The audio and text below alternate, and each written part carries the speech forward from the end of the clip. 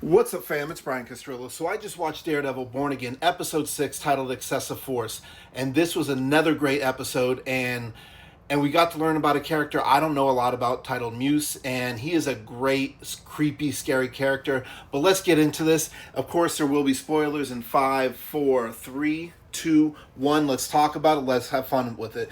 And so Marvel, you guys did a great job with a spooky series called Werewolf by Night. I think this would be an excellent opportunity for the character of Muse, either in a movie or a series, to do as sort of a horror thing, and you can even lead it up into what's happening in Daredevil right now, because Muse is creepy as shit, to quote a Walking Dead character. But anyways, as you're going to learn, you're going to find out how creepy this is and how this could work perfectly as a horror movie, kind of like the movie Seven. If you haven't seen it, I highly recommend it. But anyways, in the beginning of the episode, we get sort of a recap of what's been going on. We got Muse, who is literally draining blood by sticking hoses into his victims, and he's draining the blood out of the body. We see Vanessa and Fist talking and how they want to give restitution for the hijacking that had happened earlier. We see Adam still locked up. Of course, Adam is the fling that Vanessa had. Of course, they go over the bank robbery, and I still want to know about that gem. There's got to be more to that story.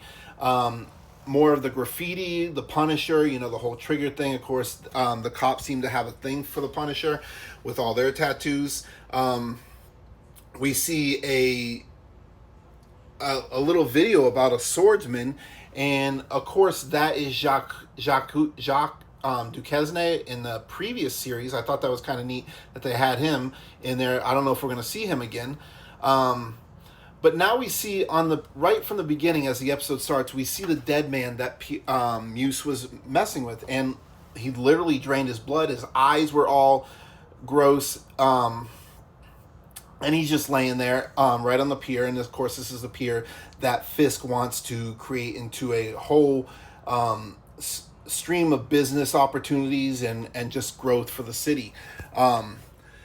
We also see Matt's praying for Foggy, and it's kind of cool. He's got his a little card that he has with the braille on it, so he can remember him. We see where they're remembering where, like, White Tiger, Bullseye, we got the mafia guy who is visiting Fisk, sort of unexpected. And then there's Heather. She's talking to Matt about the bank robbery.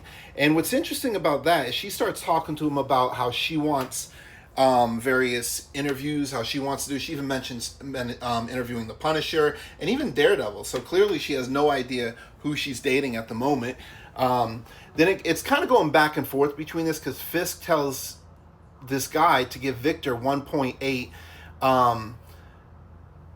in sort of restitution, and this mafia guy, he basically tells him to kiss his ass. There's some sort of dual threats that goes back and forth, and he basically says he wants more now. And of course, Fisk is not one to mess with, and he's not going to deal with this, but this guy is kind of pushing his buttons because he is the mayor. Now we see the sanitation guy. He comes in and talks to Fisk, and we find out that Muse guy, what he was doing, and this is why it's so creepy. Every one of his victims, he's draining the blood, and he's using this blood to paint a mural all over the city, basically mocking everybody who looks at, who is on the street and who he kills. And that's why, like I mentioned, the movie Seven. And I think this would be incredibly creepy to do as a horror movie or series. And that just was wow. Now we see White Tiger's niece, and she's walking. White Tiger's niece dropped by, and she's telling Matt her uncle was investigating this kidnapping and asked for help. Of course, the kidnapping we're learning now is Muse, and he was looking into this. And Matt basically says that, let the police do it, and there's not really a lot he can do. Of course, she doesn't know that he's Daredevil, and she quotes the White Tiger, her uncle, Hector, and he basically told her, don't rely on anyone, what you can do for yourself. And just you can see Matt just look on his face as he's like, because he is Daredevil, and he feels bad for everything that's going on. And now we see that the Muriels, there is basically a victim count of like 60 plus. This would, again, Marvel, do this. Muse is a great character. I want more of him, and I hope we do get more of him. But the fact that he had 60 plus victims, and he's painting a mural of each one. Then we see the two stupidest victims, and of course in horror you got a lot of stupid victims. But these two girls walk up to him and say, "Oh, you're Muse." So clearly they know who Muse was. They see him painting, and they ask him for a selfie. He just looks at him, is like, "Seriously?" And then he just immediately attacks them. And of course, you know what happens to them later. Now we see Fisk. He's in a sort of a rich party, trying to woo the rich of the city to back him, and they clearly don't like him, and they're kind of, in a way, almost mocking him while they're just reminding him that we're the ones who are really in charge. If you want our money, you're going to kind of toe the line here. Fisk doesn't like that, and he's just trying to basically woo them. Then we see Fisk, after he learns of the 60 victims and he can't have this in the city, he creates a task force of all the cops that have sort of a past that they weren't the best, and he wants them no body cams or anything. He wants them to basically go out and take care of it however they feel fit, because he can't have this, because this is kind of an embarrassment in his city. We see more of the talking to the public. And I'm really liking this back and forth. I'm not really sure who's covering these people, but I'm liking their perspective of what they say about Fisk, Daredevil, and what's going on in the city.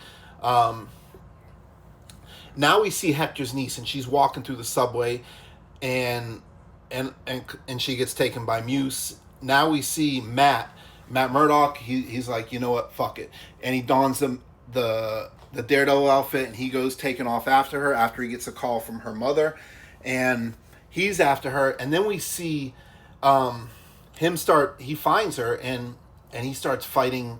He starts fighting Muse, and at the same time we see Fisk. He's walking down these steps, and we see him go to Adam. He hands him this axe, and basically kind of taunts him to come at him, and we're getting a back and forth between the two fights. And again, there was a lot of parallels, and they've been doing this throughout this whole series, and I love the back and forth between these fights. And they're almost, in fact, the fighting choreography was basically perfect, and the way it was timed into each individual fight, chef's kiss. But at the end, we see Daredevil, he has to choose between basically killing Muse to save the city, but he also hears her heart starting to slow down, so he knows he has to save her, and he doesn't want anything to happen to her, so he basically lets him go. Well, he drops him because he had him strung around with a wire, and he goes to save her.